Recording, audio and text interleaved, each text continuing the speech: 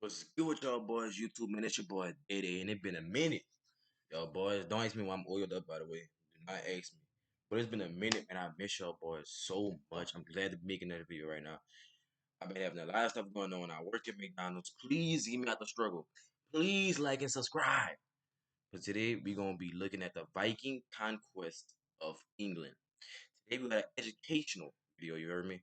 So I just got finished watching the show Vikings, so I know a lot about this. I know Ragnar Lodbrok, I know Hitzevik, I know Ivar, I know Bjorn, I know Sigurd. I also watched The Last Kingdom. I know Halfdan, Ube, Uben. But yeah, just know I know a lot about the Vikings here, and I actually really like the show. So this should be good right here. Let's just get into this right here. Let's just get into it. Pull it up. Boom. Nah, hey, I miss y'all, but make sure you like, comment, subscribe, and let's just get into this video. Although the Vikings took much of Britain by military force, did you know that the most impactful changes in England came from the political and social implications of the Viking conquest? What? The Vikings are remembered as some of the fiercest raiders of Europe. Facts. The Vikings Shout out to my boy Ragnar Lodbrok. His death was legendary. His death will be welcomed by Odin in the Aesir. And the Valkyries will carry him up to Valhalla. age lasted from around 790 CE to 1066 CE. And although the Vikings plundered much of Europe, they were especially ruthless with the island of Britain. Facts. They launched so many raids against the people Europe. living there that they eventually began to settle there. After all, the Vikings were more than just raiders. Facts. They were also farmers and merchants, and Britain represented a good place for both. I heard they was actually good people. Eventually, the Vikings influenced British culture and rose in the government, melding with the island's people and inadvertently moving Britain closer to the culture we know today. But who were the Vikings? The Vikings can be a little difficult for historians to place. Scandinavia. Unlike other conquering empires like the Romans or the British, the Vikings did not have a single country, nationality, or government. These groups of raiders came from Scandinavia, which includes the modern countries of Denmark, Finland, Sweden, Norway, Iceland, and Greenland. Although they were not bound together by a country or government, these groups of raiders shared common cultural traits that allowed them to recognize each other. The most critical commonality. They used to trade with each other. They had settlements. They had tribes and all that. They knew a Viking when they seen a Viking. Against the various Viking settlements, kingdoms, and raiding groups is that they were not Christian. Instead, they followed their pagan religion, including many of the myths that we know today. They call it pagan. In the past at college, I've struggled with overusing the same words again and again in my essays. I do a lot of Archbishop. The Vikings are best Archbishop Hedman from Vikings hated Ivar the Bonus, bro. He used to always call him you pagans. Remembered as fierce raiders, say, like, but their culture was more complex than that. They were not a bunch of lawless hooligans running amok across the known world, even though that is how they have often been portrayed. These Norsemen had structured societies with laws that upheld fairness and justice, even though there was no overarching government to link them together early in their history. Most people spent their lives working as farmers, tradesmen, and craftsmen, but raids were still an essential part of their culture. They lived a hard life because they were so far. I gotta understand that not all Vikings was fighters, bro. Some of them was farmers, some of them was traders, some of them was merchants. Like for real. North, that the growing season was short. Everyone had to pull their weight, and although the Norsemen played sports and board games in their free time, many of those activities also prepared them as fighters. Initially, the Vikings used the raids to get the additional supplies and goods they needed to survive Scandinavia's long, brutal winters. Part of the reason the Vikings were so successful as raiders is that they were the most advanced shipbuilders and navigators in Europe. True. They built their long my boy Floki, you heard me, the best boat builder in all of Norway. Boats to be multi-purpose. They could travel upriver and land on beaches and traverse rough oceans. These boats were unrivaled during the Viking Age, and the Vikings took a great deal of pride in them. Boats had names, and they were usually decorated with carvings and dragon heads. The vessels were frightening for the other Europeans because of how they looked and what their arrival meant. Although that was undoubtedly one of the primary uses, the Vikings didn't only use their longboats for raiding. Those vessels made it possible for the Vikings to strike just about anywhere there was a moving body of water. and they could easily take their boats upriver and attack inland towns. Thus, nearly everybody in Europe lived in fear of a Viking attack. However, the Vikings also used their ships for trading, exploration, When he already got him. Already got him. Already got him. He here. Yeah. ocean hunting, and transporting people, goods, and livestock over the water. These vessels were an integral Fix it yourself. Don't tell I say that, y'all. part of the Viking culture, enabling them to launch and sustain the Viking Age. Around the 8th So the ships they made was a very important part of their culture and a very important factor of why they were winning these battles. Educational Daedae and attacks. century, Viking raiding groups began to attack vulnerable towns on the European coast, driven by a pursuit of wealth. Some of these raids were likely due to Christians refusing to trade with pagans, but some was due to primogeniture. This right, either by law or custom, granted the firstborn male the parent's entire estate. Younger sons had to seek their fortunes elsewhere, and they often joined raiding groups. Because the Vikings were not a unified group, Viking settlements also suffered from Viking raids, and the attacks terrorized the coast. I feel like that was the downfall of the Vikings. Like the Vikings used to attack their own kind. I feel like if all the Vikings was unified, bro, they would actually maybe not even would have lost, honestly. Of Europe for centuries. The raid that started the Viking Age was the attack Ragnar Lodbrok. That's all I gotta say. I remember this exact first episode. on Lindisfarne, an undefended Christian monastery off the coast of what is now England. The Christian Europeans believed attacking Christian institutions was wrong, so the monasteries amassed much wealth without any significant defenses. The Vikings, as pagans, had no problem attacking Christian institutions, and in 793 CE, they began their quest for wealth and land. But when did the Ragnar was part of that raid? He led that raid, by the way. First Viking to ever step foot in Europe. Smart Daedae reacts. Vikings switch from raiding the British Isles to conquering the British Isles? They wanted better farmland because you gotta remember they were farmers. You feel me? They were raiders, but they were farmers too. Scandinavian land is not good for farming. Vikings have been raiding the British Isles for years before they even considered conquering it. There were many monasteries on the shores of the Isles, and the Vikings found those to be easy and profitable invasions.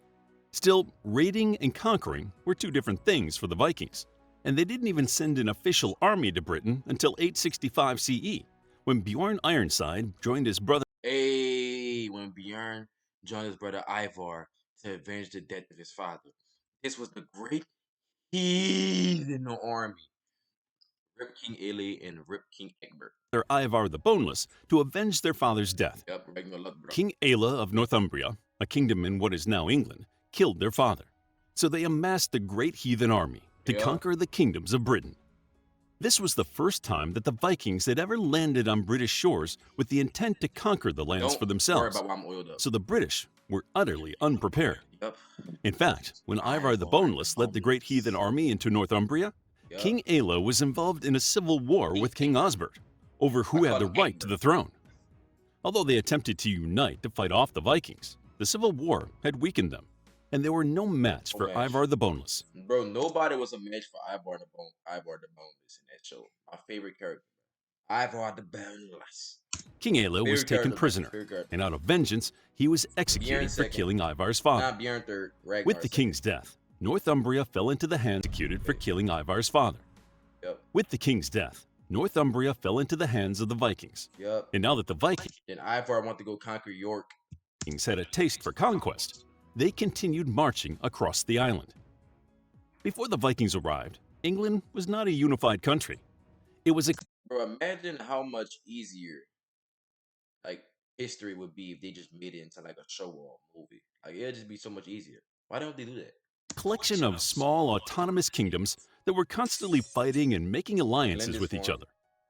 The people had never had to unite as one nation before, and no one kingdom was strong enough to stop the great heathen army. Ivar the Boneless changed the course of British history by conquering and uniting the northern, eastern, and central parts of England into the Danelaw, now northern and eastern England. Ivar the Boneless did that. Ivar was more famous than his father. He earned it. Feel me? Bjorn, he's famous too, I guess. He even plundered as far north as Scotland and then crossed into Ireland to settle in Dublin.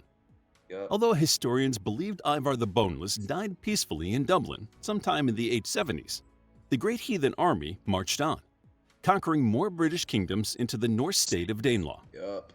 Finally, the kingdoms of Wessex and Mercia joined together against the Vikings. At the time, King Alfred and King Ethelred, I'm pretty sure. Wessex was led by King Alfred the Great. Yep. Like the other British kings, King Alfred tried to hold off the Vikings. But without King Alfred, they was cooked, bro. And at first, it seemed like he would suffer the same fate as the other kings. The Vikings successfully drove him out of Wessex, but King Alfred, yeah, but he was in that marsh planning. Was resilient. He came back, bro. He gathered up an army of local men to fight off the Vikings, and he successfully stopped their march at the Battle of Edington in 878 CE. His victory made him one of England's greatest monarchs, and his grandson would eventually become the first king of England. What his name was? It's Edward's son. Bro, what is his name was, bro? It was Eighth or something. Oh, I forgot his name, though. I can't really, I remember. England. Some historians even think that King Alfred the Great was the basis for the King Arthur legends. There is no conclusive evidence of this, but it is clear that King Alfred stopped the Vikings in their tracks, I gotta search it up, bro, something the people of Britain were ecstatic about. Even the greatness of King Alfred could not hold back the Vikings forever, though. There were many skirmishes between the Vikings and the British during the Vikings' years on the island. It was Aethelfred? The Danelaw allowed the two societies to intermingle. Aethelstein was the first king of England. He was in Vikings, by the way, too. I almost forgot that. The island's culture began to change as the two groups interacted with each other.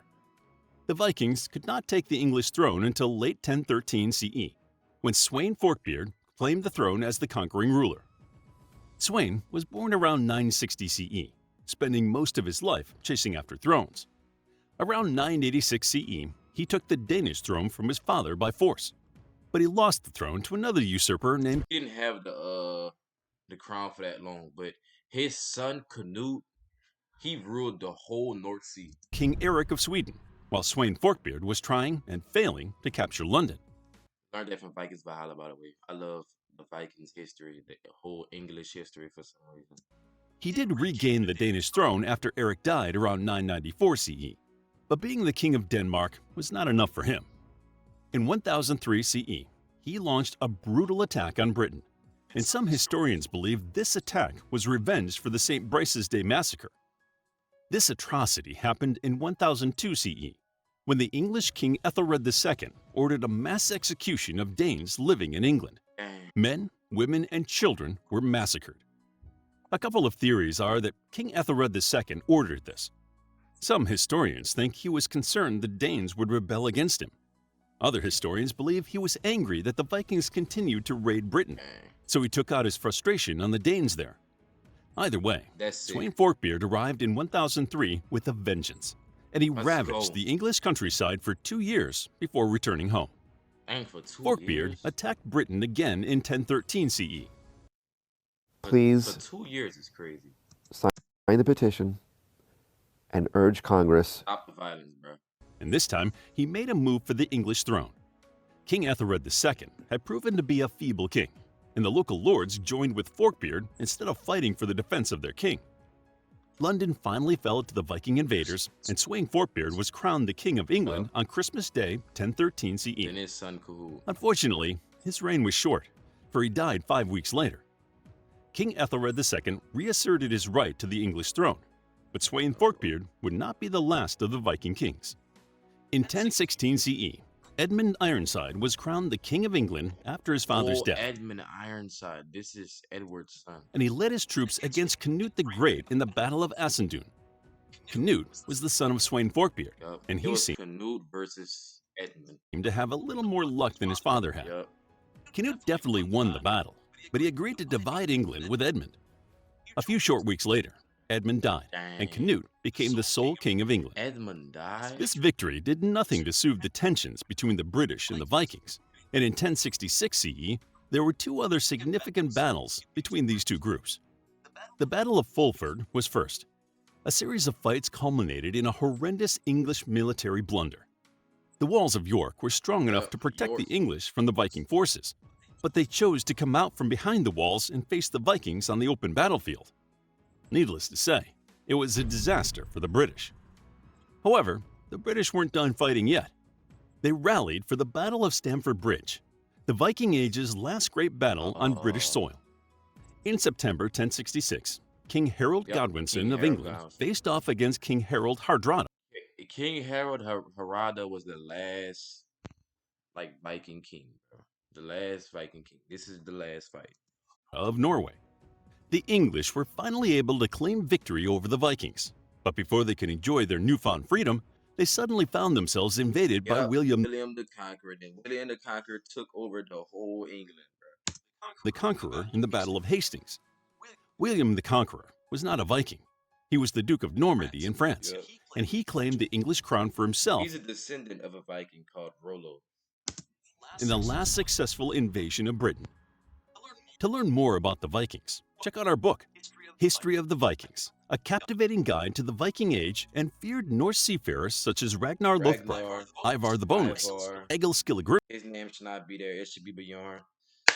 But hey, y'all, that was educational reacts with Daedae. Oiled up, don't ask why, but hey, it's being boy Daedae, I'm out. Please make sure you guys like and subscribe. I'm out.